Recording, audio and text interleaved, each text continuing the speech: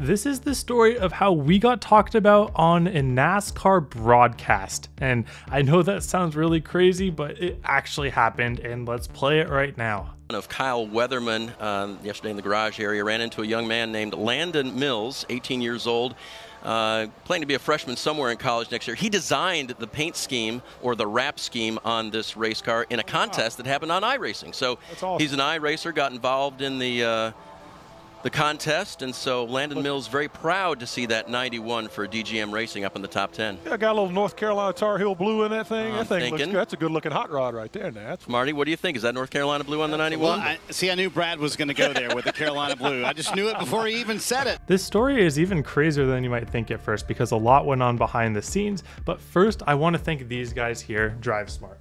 They are not sponsoring this video, but they are the reason that me and Landon were out there in the first place. So I want to thank them a lot, and I'll make a video about the whole experience at a later date. So really the story kind of starts with the contest itself, right? I held a contest with Drive Smart to where the winner of the contest will be flown down to Texas to see their paint scheme race in the 91 DGM Chevy, which is a really cool opportunity for somebody, especially amateurs. A lot of pros probably wouldn't be interested in the contest, so somebody who just purely loves to design on iRacing had a chance of winning. And Landon Mills, the winner of the contest, really fit the bill of this because he had just turned 18 years old. He does this out of a hobby. He'd always wanted to do something in this vein. He'd always wanted to do something like designing NASCARs, but it's very hard to get into, right? It's kind of a boys club being a designer for a NASCAR team, and just an opportunity like this was just amazing for him, and the story really kind of wrote itself in a lot of ways. So honestly, going into the event, nobody really expected the broadcast to talk about the Drive Smart contest at all for one simple reason, and that is the playoffs, of course. Because with the playoffs, not only are they supposed to talk about everyone in the playoffs, but they're probably the best stories anyway, especially at a race like this with a lot of playoff implications, the cutoff line happening. Basically, the small teams like DGM, who we were a part of for the weekend, did not get a lot of TV time unless they were in wrecks, of course, but their stories really fell by the wayside to the playoff implication stories, especially in a race that was a bit of a mess like Texas, where there was wrecks every couple laps. No one ever got a chance to really settle in except for a couple of times, and there were always other stories to talk about. But how do we get them to talk about us on a broadcast? Well, first off, it was on the practice broadcast, which wasn't even on TV, unfortunately, but it was on the NBC Sports app and ran by the full production crew and all of that. But at the same time, we didn't even think they were going to talk about us there until one thing happened on Friday evening. So on Friday, there was no on-track activity. It was just tech inspection. It was just all of the stuff, unveiling the car, getting the car ready, prepping it, but no actual cars on the track. And because of that, there weren't many people besides the crew members themselves. So what the Drive Smart guys did was they set up a garage tour with DGM, who were awesome. I love Mario, the owner. He had so many great stories. He was such a great guy to talk to. I really enjoyed getting to meet him.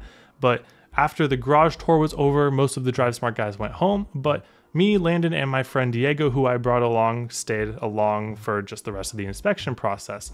And really, there was almost nobody in the garage at this point. Everybody was either done with inspection or rolling through for the last time. And lo and behold, we look over into kind of the empty garage and see Brennan Poole talking to Dave Burns, the pit reporter from NBC. Well, I had met Brennan Poole the night before, just kind of out and about, got to talk to him. Something really, really nice guy, really liked him a lot, but unfortunately I might be a bit of a bad luck charm to him after that wreck, man. But anyways, Brendan and Dave, they were talking for a while, probably kind of wrapping up the conversation a little bit, and I kind of tug on Landon, and I'm like, Landon, I got an idea. I think that we're gonna get you onto the broadcast.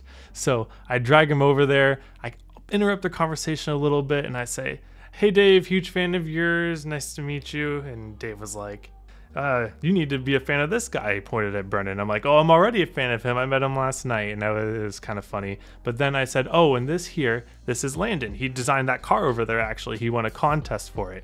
And Dave looked really interested immediately. He was like, oh, he won a contest. That's awesome. And he pulled out a notepad. He's like, what's your name? And different information about the car, where he went to school, how old he was, and he was writing down on his notepad, and we were talking for a little bit. And after a while, Dave said, he had to go cover some playoff drivers, but he would try to talk about us after he got all the playoff stuff done. And he kind of circled back around, talked to some more people, but then kind of walked by the 91 Drive Smart car a little bit, writing down some notes, looking at the car a little bit. And we were like, man, I think you're in the notes. I think that was a good sign, and it really was a good sign apparently. So Saturday comes around for practice, and we're not really watching the broadcast or anything because we're out on the pits, just taking it all in, watching the cars, having a great time. And then I suddenly got a message from Kevin in my Discord who said, hey man, they talked about you on the broadcast. I'm like, there's no way, it's just practice. How are they doing that? Well, it turns out for the first caution in practice, when Lane Riggs spun out, they had some downtime, and during that downtime for the red flag, and they brought on Dave Burns and he talked about our story of all things. Absolutely crazy, man. I can't express to you how crazy it is to work on something, to kind of have something be your baby like that paint scheme contest, and then have somebody like Steve Burns talking about it on an NBC broadcast. Like, it's just incredible to me, man. I'm just having a blast, and I'm just happy to be a part of it, happy to share it with people like Landon and my friend Diego, who I brought along, and the Drive Smart guys as well. Well, since he got that story out in practice, I'm like, well, what's going to stop him from doing it in qualifying again? Maybe we'll talk about it in qualifying again. But unfortunately, during Kyle's incredible 12th place qualifying run, they were interviewing Parker Kligerman the entire time during the lap, but that's okay. Parker deserves it, man. But I was just happy enough to see it in the practice broadcast. And then, of course, as the race went on, there was just no time that they would ever talk about it. I'm like, maybe if there was a long green flag run at some point, they would talk about it. But it never even got to that point. Maybe if Kyle was able to sneak the car up into the top 10 at some point, they would have, but it wasn't meant to be. But they really made the most out of that car to get the finish that they did. And that's something that I'll talk about later, of course. But anyways, thank you guys for watching. I hope you all have a wonderful day, and I hope to see you all on the track.